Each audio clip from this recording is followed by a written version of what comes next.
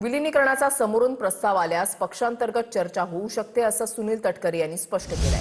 दादांची भाजपसोबत जाण्याची भूमिका स्पष्ट होती असंही तटकरे म्हणाले। दरम्यान विलीनीकरण होणार होतं, दादा नेतृत्व करणार होते असा लेख शशिकांत शिंदेंनी लिहिलाय। अदृश्य शक्तींच्या कारवायांमुळे दादा राष्ट्रवादीतून बाहेर पडल्याचंही त्यांनी म्हटलंय।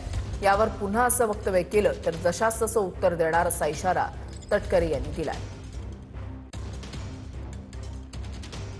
पुढील जे वाक्य आहे, अदृश्य शक्तीच्या कारवाया, धमक्या व खोट्यानाट्या षडयंत्र करून केलेल्या आरोपामुळे अजितदादांना राष्ट्रवादीतून बाहेर पडून वेगळा गट स्थापन करावा लागणार होता, याची आपल्याला कल्पना व जाणीव आहे।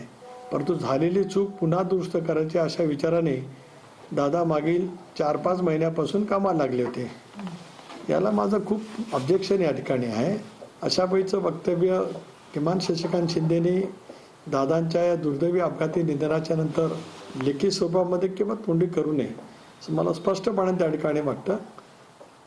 भारतीय जनता पक्षाबरोबरती आपण असलं पाहिजे ही भूमिका दादांची अनेक वर्षापासूनची होती। अशा पैचं लिखाण त्यांनी करू नये अशी माझी त्यांना विनंती आहे। यापुढे जर काय ते अशा आरोपांच्यामुळे दादाने हा निर्णय घेतला असं जर काय बोलत राहतील तर योग्य पद्धतीने त्यांना उत्तर राष्ट्रवादीचा अध्यक्ष म्हणून सुनील तटकरे देईल। जेव्हा केव्हा कोण चर्चा सुरू करेल त्यावेळेला वहिनी आहेत, कारण त्या आमच्या नेत्या आहेत, उपमुख्यमंत्री आहेत, उद्याच्या भवितव्याच्या कालावधीमध्ये आणखीन पक्षाची जबाबदारी त्यांच्यावरती येईल आणि पक्षाचे वरिष्ठ नेते मंडळी आहेत। या संदर्भामध्ये एखादा प्रस्ताव किंवा एखादा विचार कोणी मांडला तर मग त्या बाबतीमध्ये पक्षाच्या कोर ग्रुपमध्ये चर्चा होऊ शकते।